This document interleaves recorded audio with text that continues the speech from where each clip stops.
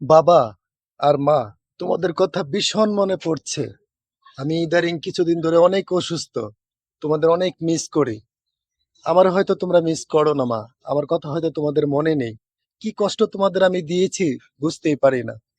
এই যে এতটা বছর ধরে আমাকে দূরে ফেলে রাখছো, তাও বুঝতে পারি না। অনেক কষ্ট লাগে মা, অনেক কষ্ট পাই, ভিতরটা ফেটে যায় যে আমার মার কাছে আমি কি এমন অন্যায় করেছি। এর চেয়ে বড় অন্যায় সন্তানরা করে থাকে, তার তুলনায় আমি কিছুই না।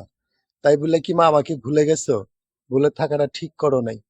হয়তো এই অসুস্থতার কারণে হয়তো চলে যেতেও পারি, কিন্তু একটা সময় ভাববে এই সন্তানকে কষ্ট দিয়ে, আজকে সন্তানকে দূরে ঠেলে দিয়ে আমি আমার ছেলেটাকে হারাইছি। হয়তো তোমরা এই ভিডিওটা পাও কিনা জানি না, তো সবার কাছে আমার একটাই অনুরোধ, আমার ভিডিওটা আপনারা শোনার পরে আপনাদের যদি মনে হয় যে ভিডিওটা শেয়ার করা প্রয়োজন, শেয়ার করলে এই ছেলেটার বাবা মার কাছে ভিডিওটা পৌঁছাইতে পারে, তাহলে অবশ্যই আপনারা করবেন।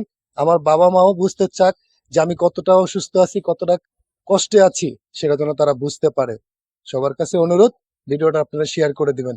আমি আপনাদের কাছে কখনো শেয়ার বলতে এই শব্দটা কখনো প্রয়োগ করতে চাইনি, কেন আপনারা ভালোবাসলেই তো শেয়ার করবেন। তো আমার এই কথাগুলো যদি আপনাদের গায়ে লাগে, আমার মতো যদি এরকম কষ্টহীন কোনো মানুষ থাকেন, তো অবশ্যই ভিডিওগুলো শেয়ার করে দিবেন, যেন আমার বাবা মা শুনতে পায়। সবাইকে অসংখ্য ধন্যবাদ।